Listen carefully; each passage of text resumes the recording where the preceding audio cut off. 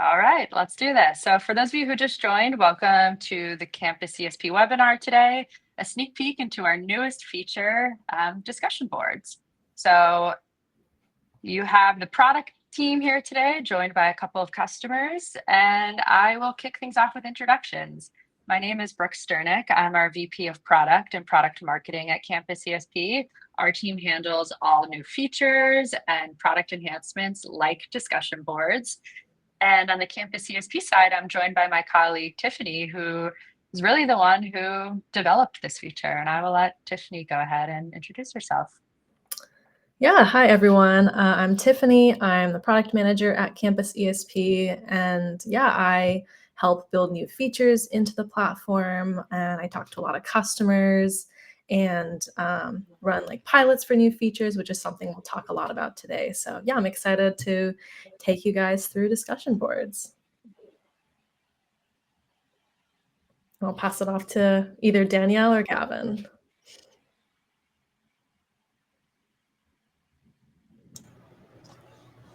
I'll go first. So I'm Danielle Driesen. I'm the Associate Director of Enrollment Marketing for Undergraduate and Transfer Programs at the University of Kansas. I've been in my role for about a year. My team has existed for about a year, and we focus primarily on admissions communication. So talking to high school students, high school seniors, everywhere from prospect inquiry and lead up to the day that they arrive on campus as an admitted student. And we've been using Campus ESP for prospective students for about 6 months.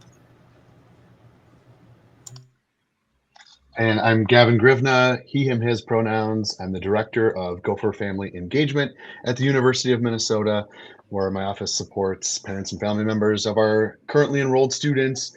And I have been working at the University of Minnesota for the last 15 years. But this role, I'm entering my 4th year serving parents and family members, and I have only known Campus ESP as my communications platform in this role, as it was acquired by my predecessor a year before I started, and it has been great, and I'm excited to be here today and talk about this new feature. Thanks, Gavin and Danielle. And the two of them helped pilot this feature this summer. So while we just rolled this out to customers last week, Gavin and Danielle have been using it for several months, and they're here to answer questions, provide best practices, and kind of help you all think through how you may use discussion boards as well. So jumping in, logistics, you all have been on webinars before. We have your lines on mute so that there's not a lot of noise coming through, but that does not mean that we do not want to hear from you. So I love that many of you have already introduced yourself in the chat. Please keep using the chat. If there's something you like, tell us. If you have questions, put them in the chat. We'll address them. If you have questions for Gavin and Danielle, we'll get to those too. And we love your interaction. We're going to do a couple polls as well, which you'll see come through the contrast software. And then lastly, we will send you all the recording and the slide deck. So no need to worry too much about taking notes throughout this meeting. Okay, just a couple notes about Campus ESP, because there's some of you who are not current Campus ESP users. Campus ESP is your all-in-one parent communication platform that includes a portal experience, emails, text messages, event management, FERPA management, and a whole lot more. But in addition to the technology, we are people, and you'll get a team of experts dedicated to your success. You will have a dedicated account manager who knows your institution. Most of our account managers actually come from higher ed, unlimited tech, unlimited training support, and real people who are here to help you implement and see it through. We also have a Campus ESP content network. And what that means is that our team, on average, curates about 90% of the content for our customers to really take that lift from you. We'll pull content from your website. We work with a team of higher ed experts to generate content. And then we have AI content tools as well to help you get the word out to families. We work with over 450 colleges and 5 million parent users every year. And that is it for the obligatory Campus ESP slides. Let's talk about discussion boards. I am going to give just a brief overview of what this feature is, why we built it, and then we'll jump into demo and more insight from Gavin and Danielle. So I think I already mentioned this. I want to mention this multiple times during this call. Discussion boards are free. This is a brand new feature. We rolled it out.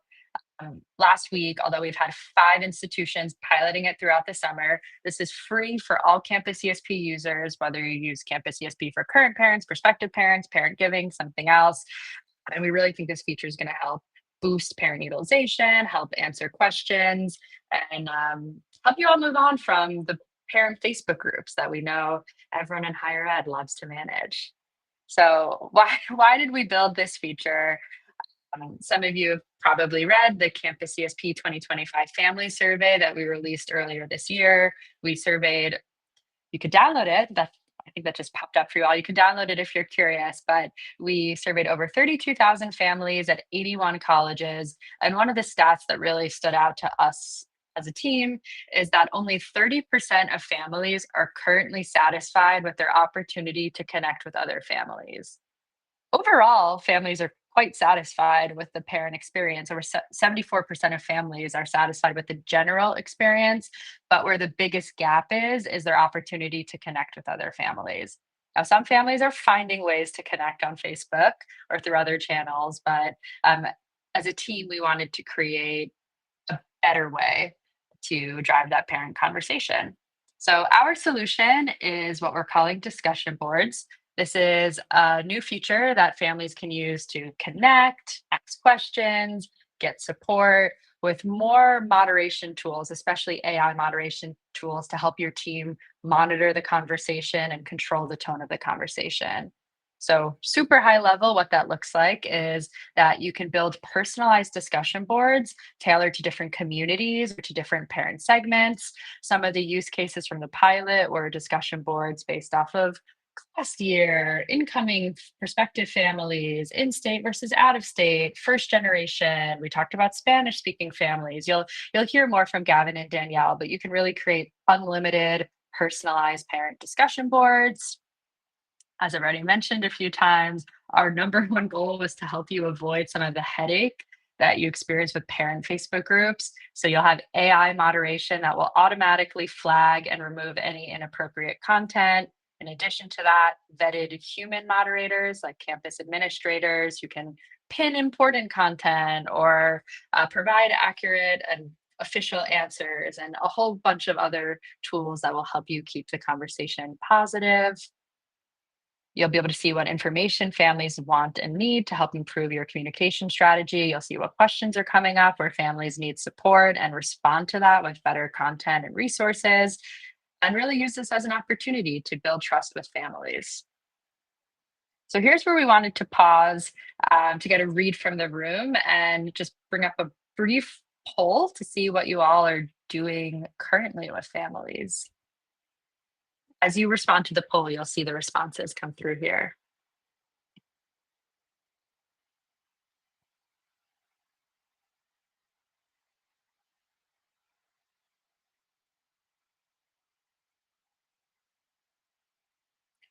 Interesting, seeing this move as the responses come in.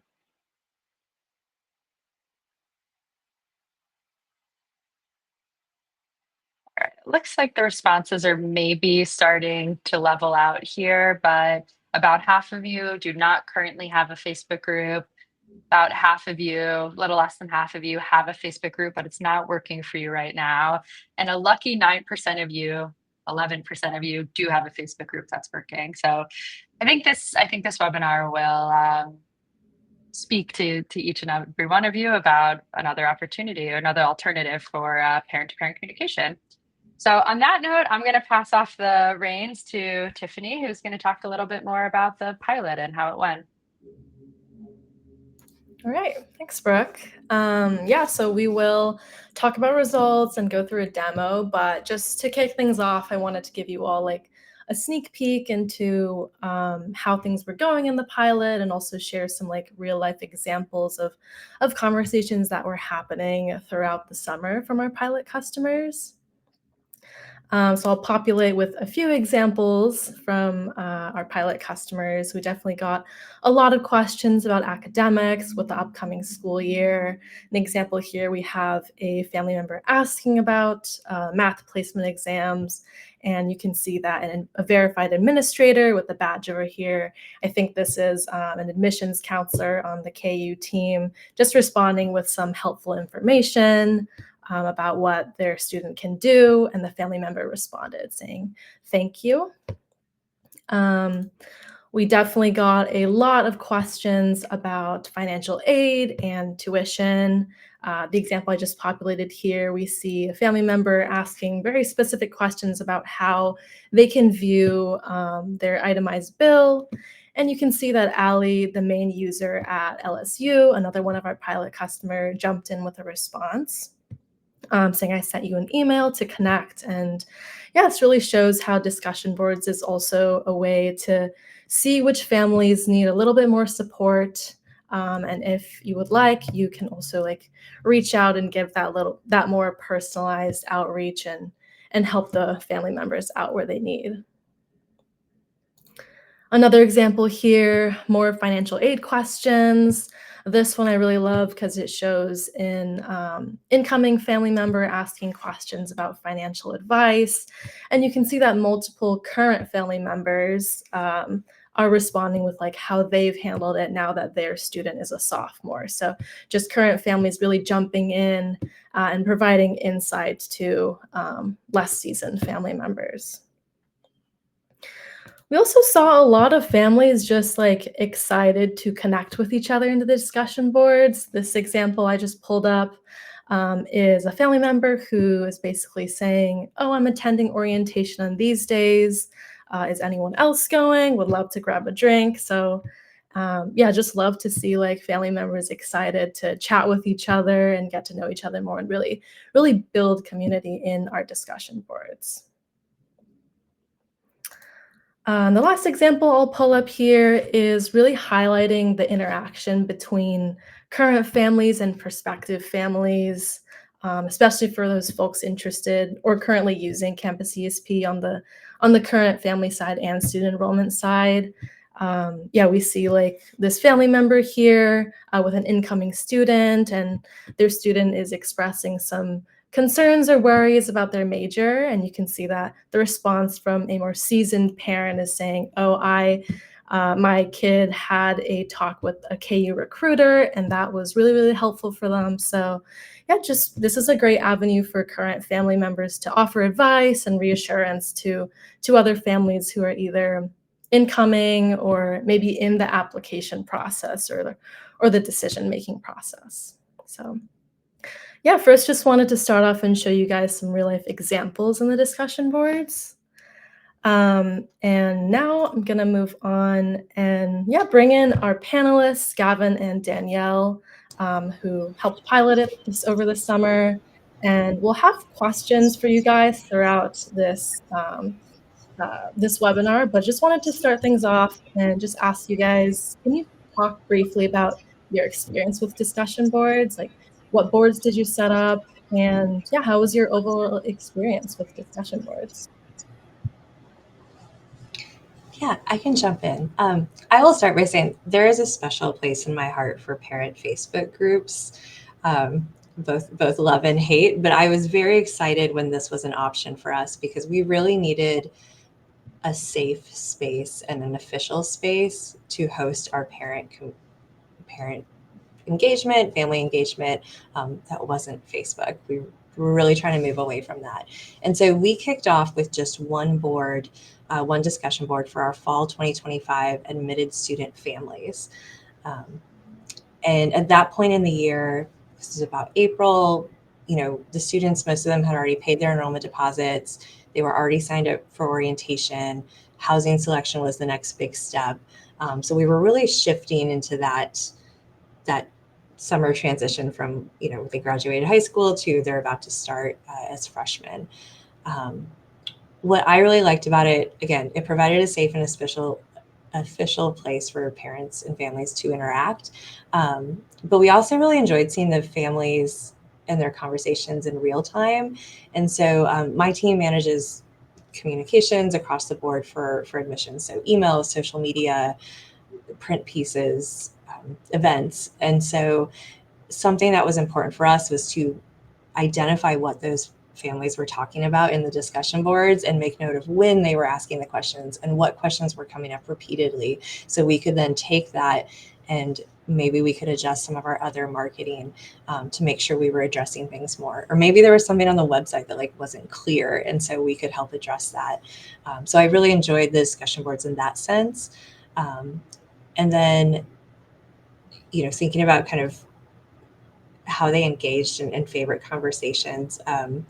One of my favorite convos I saw was about scholarships and financial aid posting to their bill. And not because bills and financial aid are a big, flashy and exciting topic, but I loved it because the parents and families answered the questions for each other.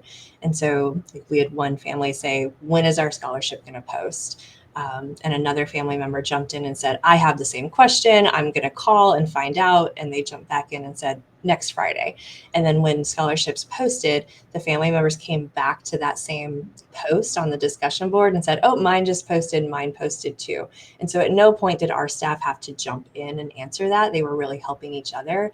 And I think that really showed that it's truly a shared experience and they're all going through this together. And so I really have enjoyed seeing that with our discussion boards. Yeah, and similarly, it was definitely a strong interest for me to be a part of this discussion board feature because we've only had an unofficial parent Facebook group, and somehow it continues to be created every year.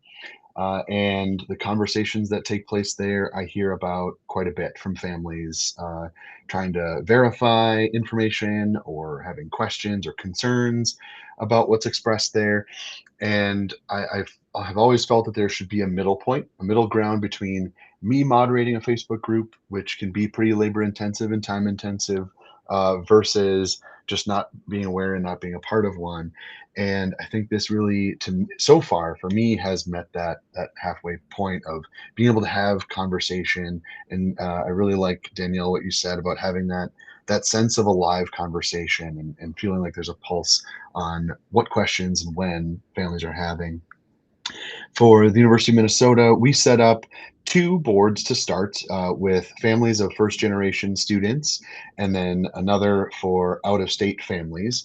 We didn't want to open it up to everyone, as a concern was with 70,000, over 70,000 family members joining a discussion board. Could that go off the rails quickly? And so instead, we tried to do little groupings of families, and also trying to have the conversation then be more targeted and pointed to them. So the starting posts of, sharing what you really found helpful as you started, as your student started in their first year as the family of a first-gen college student, or vice versa with the out-of-state families. What are some, travel hacks that you'd like to share with other families that you found helpful?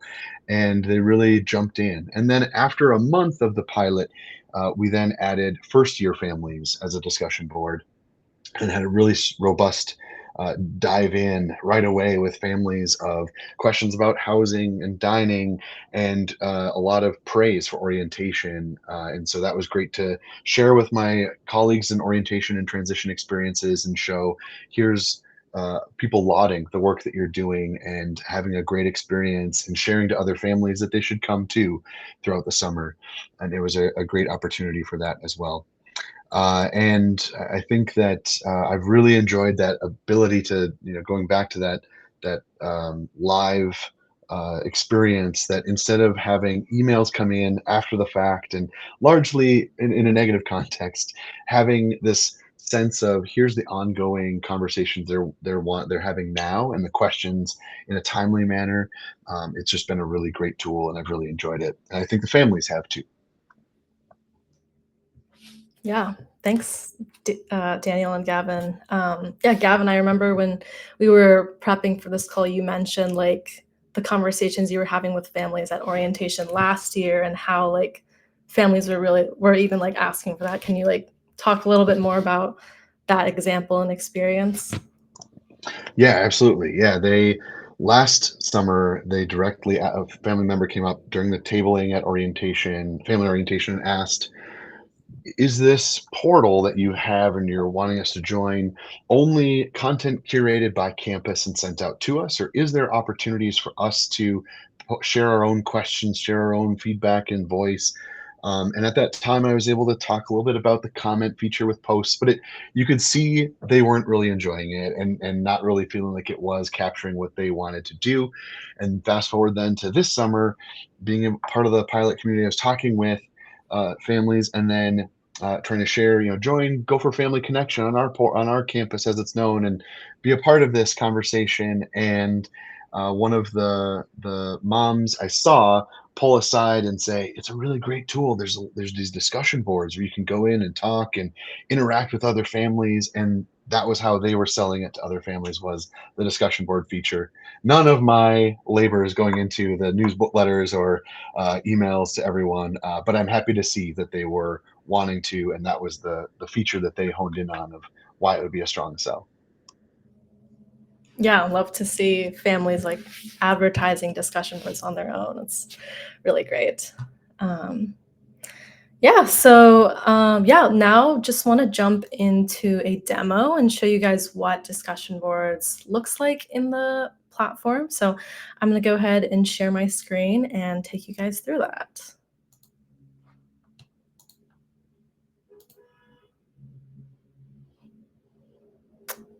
All right. So you guys should see the platform right now on my screen. I'm going to show you guys what discussion boards looks like for families, and then jump over to the admin side and talk a little bit more about how it looks for admins and all the moderation tools you have available. So discussion boards are now accessible from the portal landing page through this new chat icon up here at the top. And when you click on that, that will take you to all of the discussion boards that you as a family member are a part of. As we mentioned earlier, you can really create as many discussion boards as you want with whatever use cases. So right now, I'm a member of the current families discussion board. I'm also a member of the fall 2025 admitted families and the first generation families discussion board. So really different spaces depending on the audience and the conversations happening. And you can see that we're taking a lot from existing and familiar forum functionality that families might be used to, like Facebook or Reddit. And I'll just do a quick scroll through and show you guys.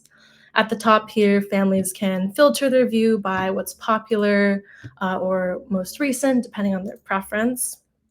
And you can see that any post or comment made by a verified administrator will have this badge here.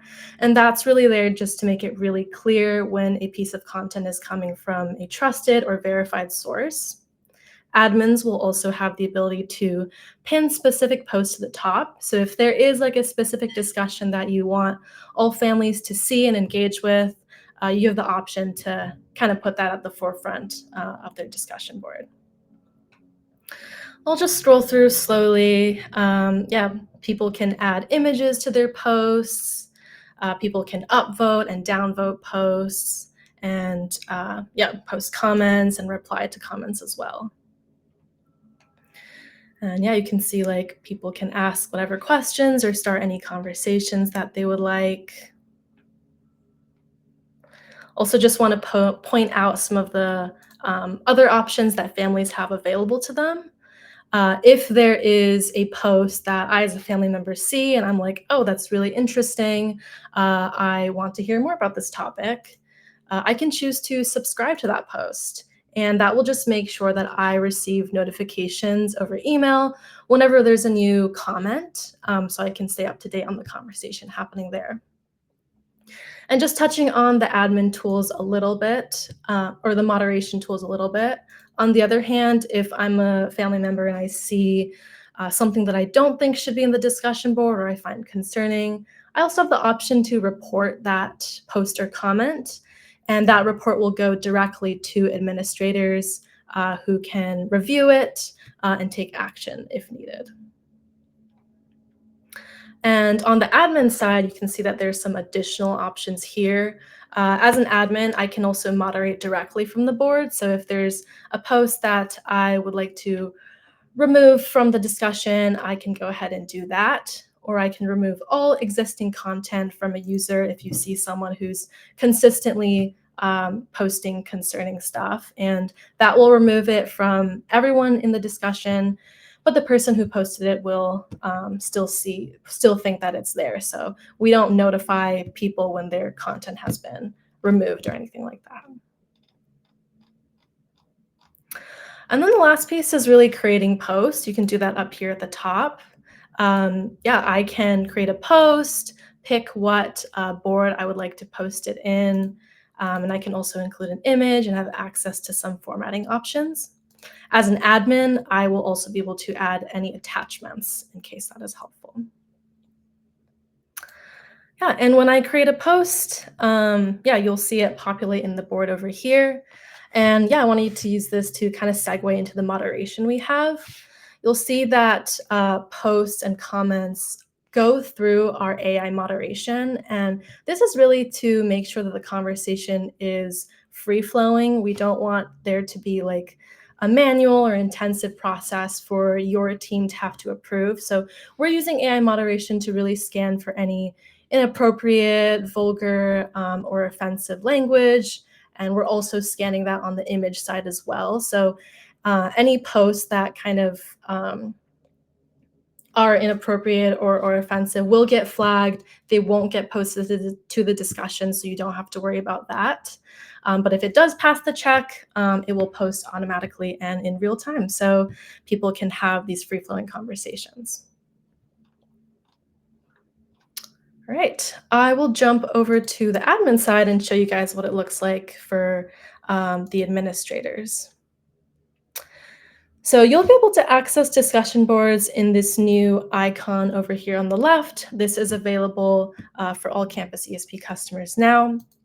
And when you click on that, that will just take you to your admin moderation dashboard, which allows you to review and moderate all discussion board activity. Earlier, I mentioned that parents can report content that they find concerning. That will populate at the very top of the screen here. So it's like the first thing you can take action on. If someone has reported a comment or post, you'll be able to see what that comment or post is and expand this to see like what families are saying about it. And once you review that, you have the option to either ignore the report if you think that that piece of content can stay in the discussion. You can also choose to reject the post or comment if you do think that it shouldn't be in the discussion board, and that will just make sure that it is removed from the discussion. Scrolling down a little bit, this is where you can see all of the activity that's happening in the discussion board. You can filter this by whether the activity has been approved or rejected, and just also see a status. So you can see if that content was AI approved manually, or if it's been rejected. And even if something was approved by an admin or by AI, that isn't the end all be all. You can choose to override it. So if you see something that's been approved, but you don't want it to be in the discussion, you can still choose to reject it and remove it from the conversation. Also note that we have also created some email notifications for admins. So admins can receive emails whenever there's been reported content, so they can take action directly from their inbox. They can also receive email digests on a weekly or daily basis. And that will just make sure that you are getting kind of a summary of all the activity that's happening in the discussion boards since the last digest. So really bringing all that moderation to your inbox and making it as easy and as not time-consuming as possible. Also, just to jump over to the setup page, want to show you guys this page. This is where you can see all the discussion boards you've created. You can get some engagement stats on how things are going in terms of number of posts and comments. And this is also where you're going to create your discussion board. Creating a discussion board is very, very simple. Just want to set up a name, a quick description, and you'll have access to our targeting criteria to really build whatever audience you want. So if I wanted to create a discussion board for like international students, I could very easily do that with our targeting criteria. We also have this toggle, and this really controls whether or not discussion board is visible to families or not. So if you ever want to turn off a discussion board for a period of time, it's really easy to do that. You just toggle that, turn it off, and that will disable the discussion board for now. All right. Last piece I'll touch on is, in addition to our default AI moderation, we also have some advanced AI moderation tools that our team can help you set up. So we are already scanning for inappropriate or offensive language or images.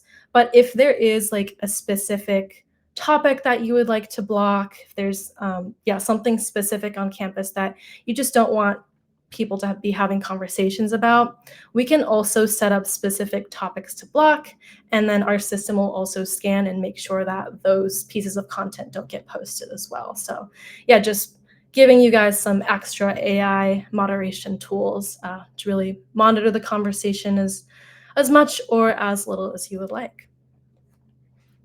And yeah, that is basically discussion boards. Very, very straightforward to use for families and to moderate. And yeah, I will stop sharing. And we do have a quick little poll we would like to ask you guys, just out of curiosity.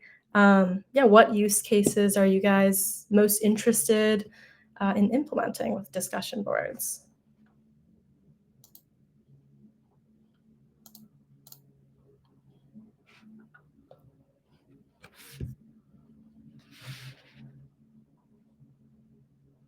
All right, a lot of incoming or admitted families and first-generation families. Definitely great use cases, which is why Gavin and Danielle also have those discussion boards.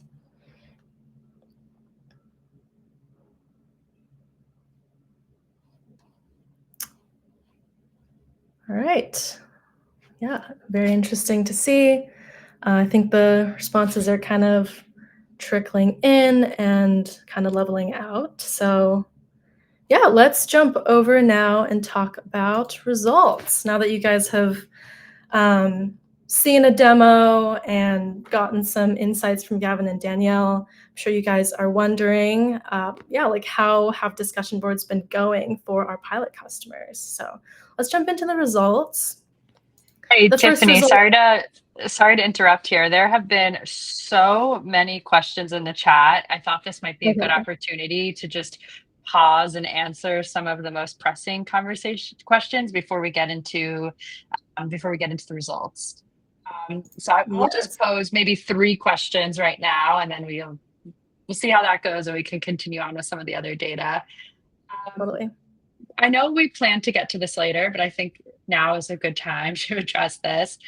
One question was, I'm curious to know approximately how time-consuming it is to monitor the comments and discussions. Do you have multiple people on your team moderating the discussions? Can one person handle the traffic adequately? So you'll see this later in the presentation. Our data shows that it actually took less than 30 minutes a month to manage the conversation. Some of you may be rolling your eyes. That may not sound feasible. So why don't we just let Danielle and Gavin share a little bit more about what the moderation experience and level of effort looked like on their end. So whichever one of you would like to jump in first there.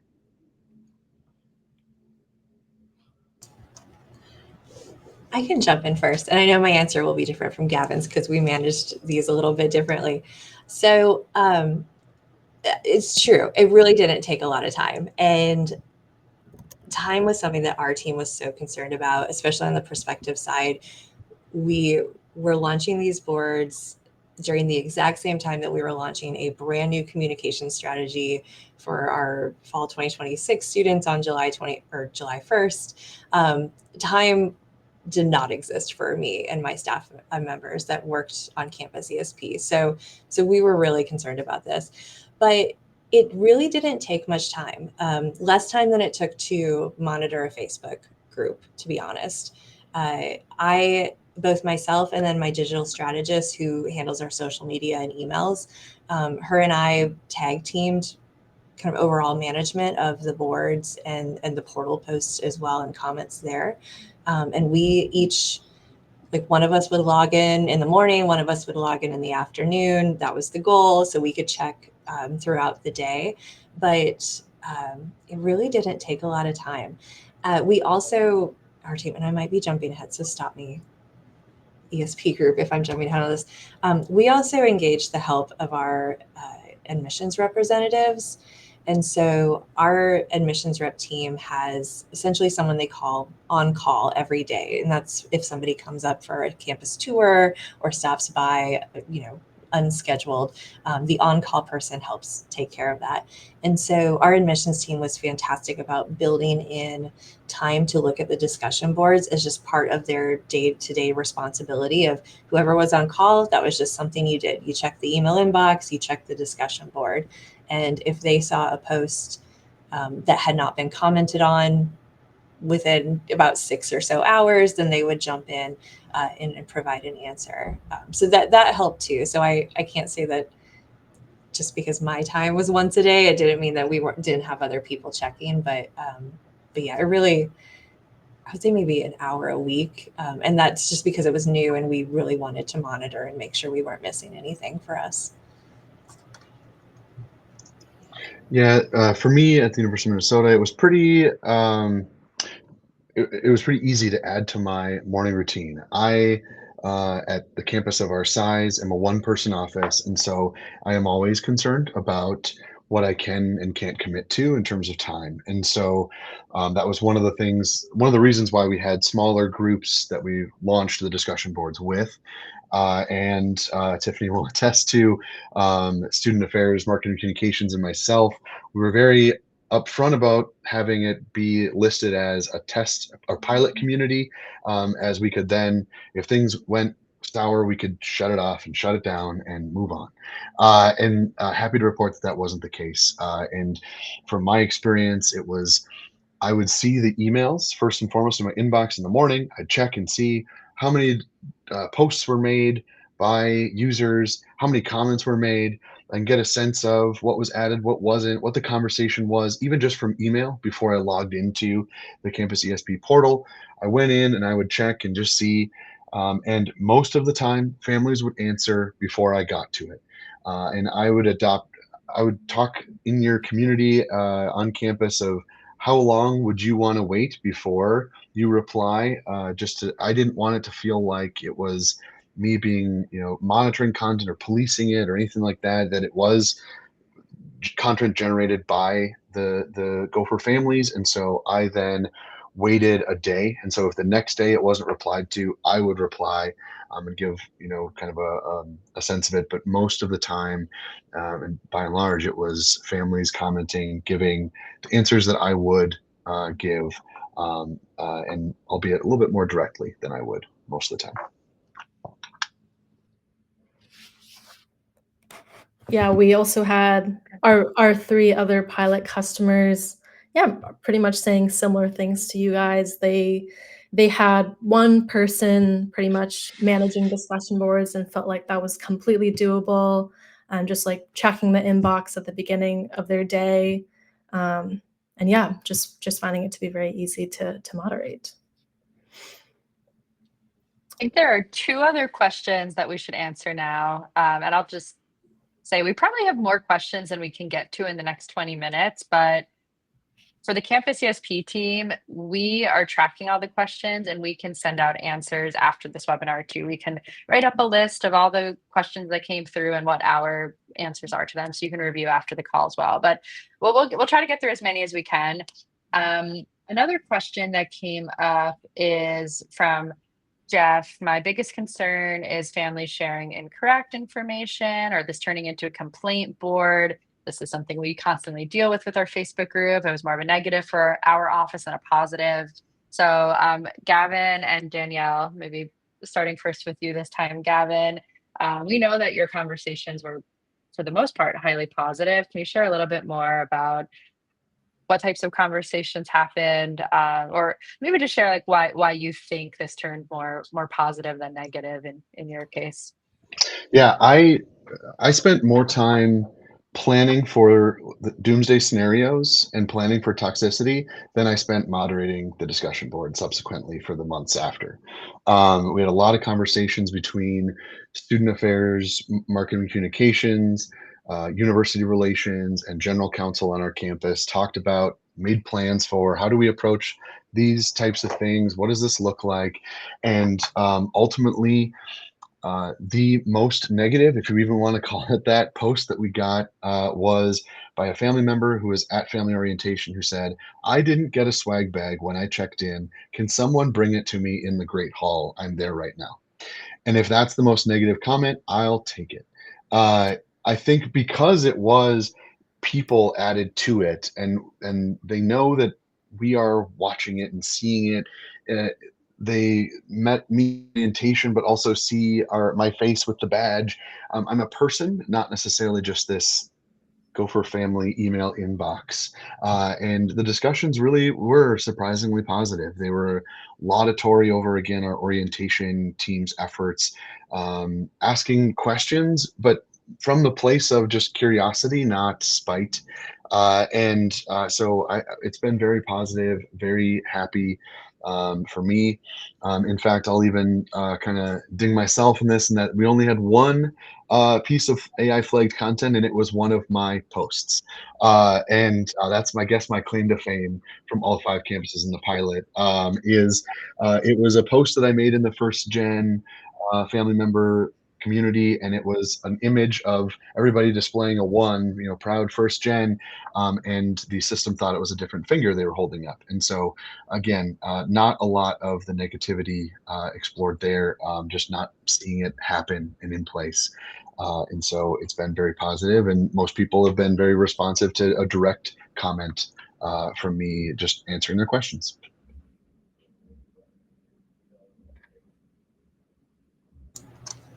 Anything to add, Danielle? Yeah, I would say a lot of the same. We prepared for toxicity and negativity. And Gavin, I think you said it perfectly, spent more time preparing for it than we actually did monitoring the boards. Because our Facebook groups were so toxic. It was every worst case scenario, the spread of misinformation, oversharing of student information that you would not want to be out there.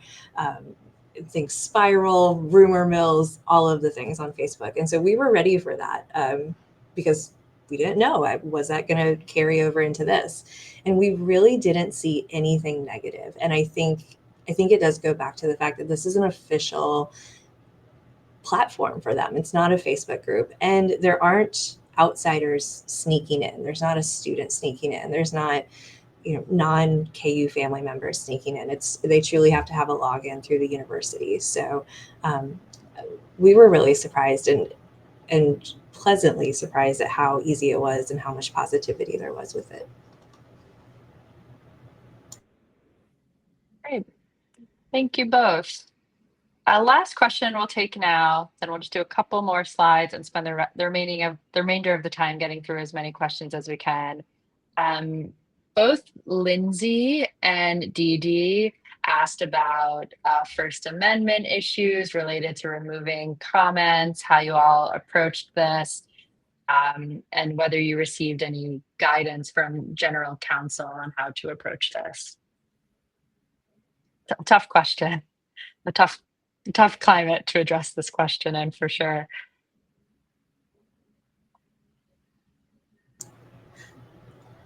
We thankfully didn't have to remove any comments. So I have not crossed that bridge yet. But I really like the feature that CampusESP has with the discussion boards, where we can hide a user and their comments and their posts without them knowing. So we're not really deleting anything. We're just not having it show up. Similar to a Facebook group where you can hide comments there. So we really treated it the same in that sense. Once again, another claim to fame for me is that I had a post that another post that was, or it was that same post, sorry, and I thought it went out, and I was really upset that nobody was responding. and because I thought it was live in the portal, but it wasn't because it was AI flagged. And so then once I realized that, it started getting responses, and it was feeding that my ego. But I think in all seriousness, being able to talk to your campus's communication staff and your general counsel offices will be a conversation that you need to have, if not already. I think that's more broadly applicable than even the Campus ESP portal, but communications in general and everything we're sending to a wider audience than our campus, to have those conversations, know the what you shouldn't do from their perspective, to have those communities support you will be critical. And that's no different with Campus ESP. But I think that will be unique to each campus, each environment that you find yourself in. And so I would highly encourage you to connect with those members. We definitely have loose plans, as best laid plans, but we are in nature, but we definitely have the ability to quickly connect with teams on our campus. And I really appreciate that ability to be able to just Google chat or get in contact with people who I need to, in the moment, get those responses and be able to have execute the plan. And then if there's adaptations, to know confidently that I'm supported by the university proper in how or what actions I'm taking.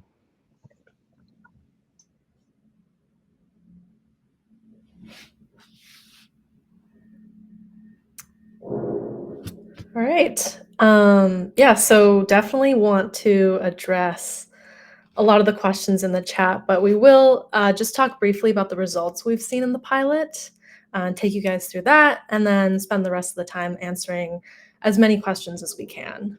Yeah, so in terms of the results, we have just seen really high feature adoption from families.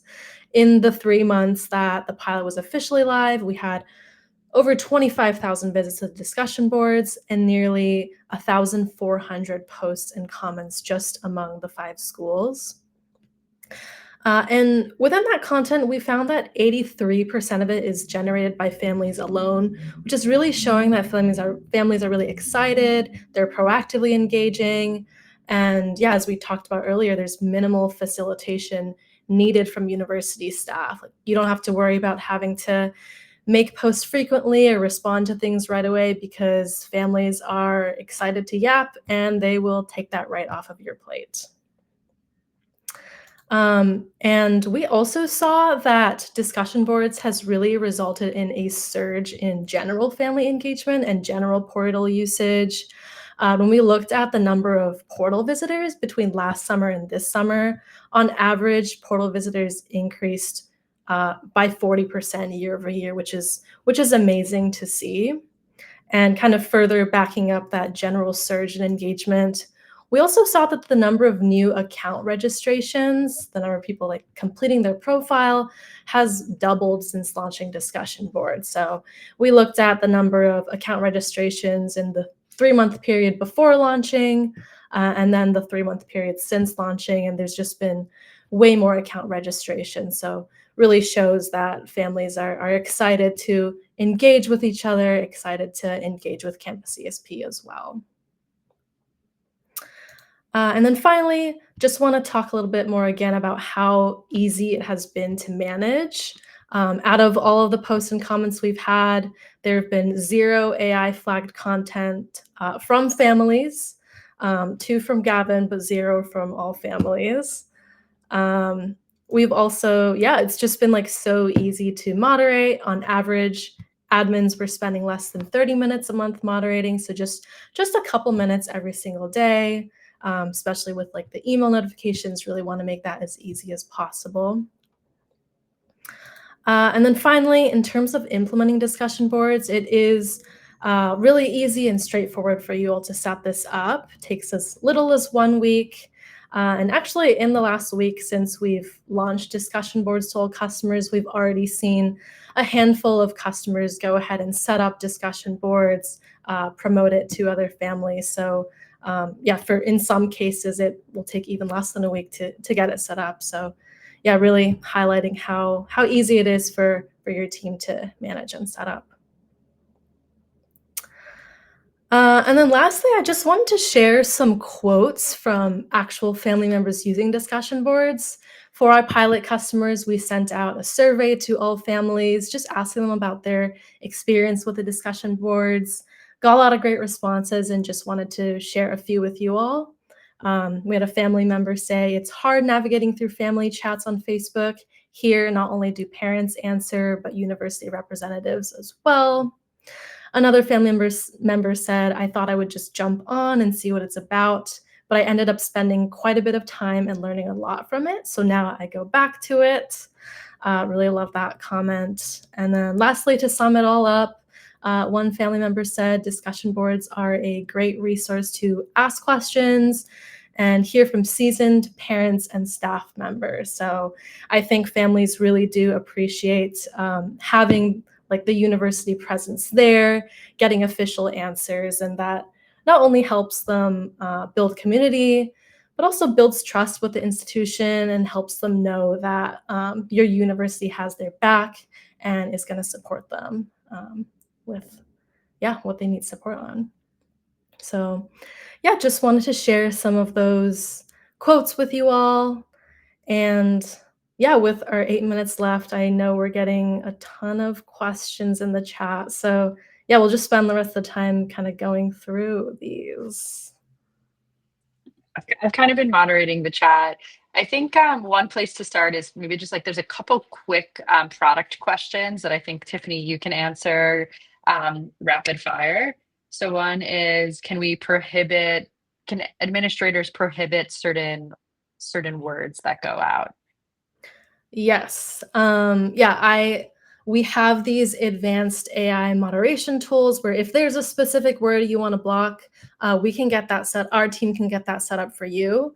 And then anything with that word will just not get posted. So yes, definitely specific words, specific topics, all can be blocked.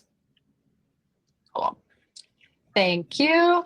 I think you touched on this a little bit in the demo, but again, so how does the notification system work for families? Well, families get an email when new comments are made. Yeah, so families can subscribe to receive notifications on certain posts. When they hit that subscribe button in the discussion board, they'll get an email notification when there's a new comment, so they can stay up to date on specific posts. Great. One more product question, and then we'll have time for hopefully 2 questions for Gavin and Danielle. Teresa asked, did the discussion boards coincide? You're just basically asking, do discussion boards coincide with communities, and are discussion boards like automatically created for communities? How does that work? Yeah, good question. So when you create your discussion board, you'll be able to use our targeting criteria to build up the audience. So you can create a discussion board for a specific community. You can create a discussion board for like a specific stage in the enrollment funnel. And you can also layer that criteria on top of each other. So it doesn't have to be just a community. You can really build up any tailored audience that you want. And discussion boards are not created automatically when you create a community. But when you create a discussion board, you can use a community targeting criteria to build that up. And then any family member that is a part of the criteria that you selected will automatically have access to that discussion board. Perfect. So we have 5 minutes, maybe just 2 rapid fire questions for Gavin and Danielle. One was about content admins, campus partners. Julie said she can see the need for pulling in a wide range of experts around a certain topic. So maybe you can briefly speak to how you pulled in campus partners to help here.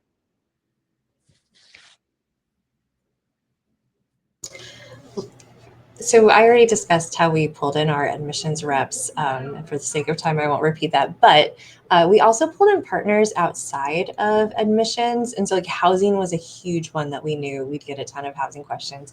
And we did.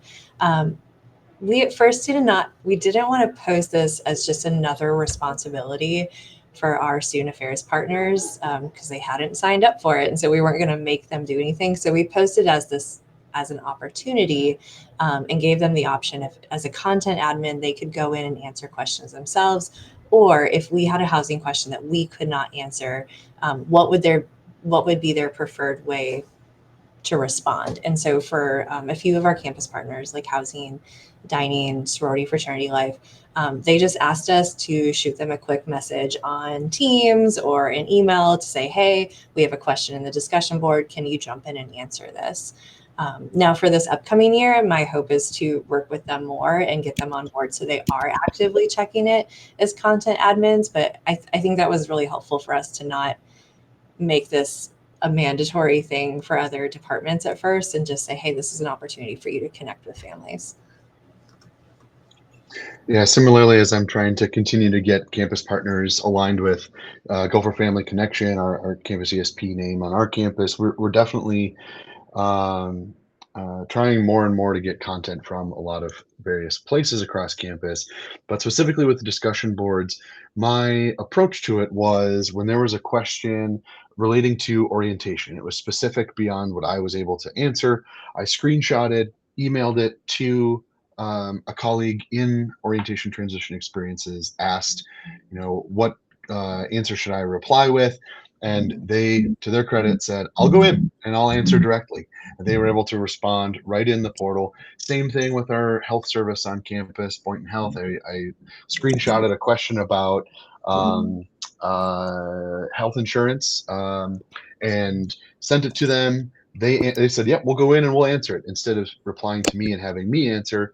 And then following that, the health service staff started monitoring and looking at the discussion board on a regular basis, and then was able to answer before I even saw a question that was asked about vaccination requirements. They responded on their own.